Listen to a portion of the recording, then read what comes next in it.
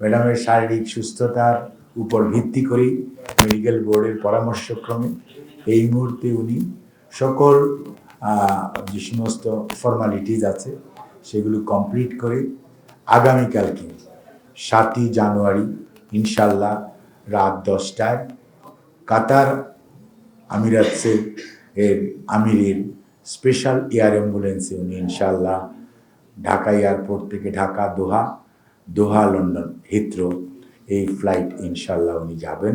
এবং ম্যাডামের সাথে ওনার ছোট ছেলে মরহুম আরাফাত রহমান কোকর, সহধর্মিনী শামেলা রহমান, উনি ওনার সাথে যাবেন। এবং ওনার সাথে মেডিকেল বোর্ডের 6 জন সদস্য, ওনার ব্যক্তিগত কর্মকর্তা, ওনার যে কেয়ার গিভার, ওনারা থাকবেন। আর এয়ার অ্যাম্বুলেন্সের যে চিকিৎসা দেওয়ার জন্য কাতার আমির রয়্যাল এয়ার অ্যাম্বুলেন্স যেটা, ওটার 4 জন চিকিৎসক এবং তাদের চিকিৎসকদের সহকারী, অর্থাৎ এটি বলে প্যারামেডিক্স, ওনারা থাকবেন। কাজেই আপনারা সবাই দোয়া করবেন যাতে যাত্রাটি সঠিকভাবে হয়, স্মুথ হয়, এবং উনি যাতে লম্বা জার্নিটা সঠিকভাবে সুস্থতার সঙ্গে উনি সেখানে পৌঁছতে পারেন।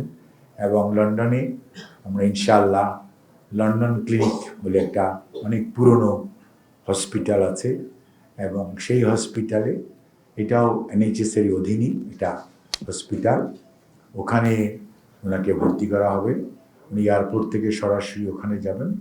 চিকিৎসকদের ওখানে ওনাকে পরীক্ষা নিরীক্ষা করবেন। তার পরবর্তীতে ওনাদের পরামর্শক্রমে পরবর্তী সিদ্ধান্ত গ্রহণ করা হবে।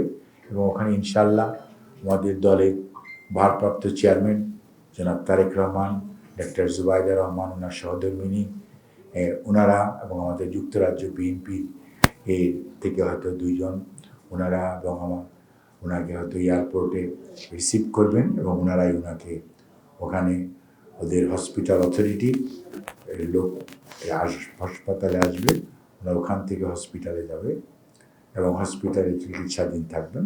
এবং ওখান থেকেই পরবর্তী চিকিৎসা কী ধরনের হবে সেটা অ্যাকচুয়ালি রিভিউ করার পর পরবর্তীতে বলা যাবে।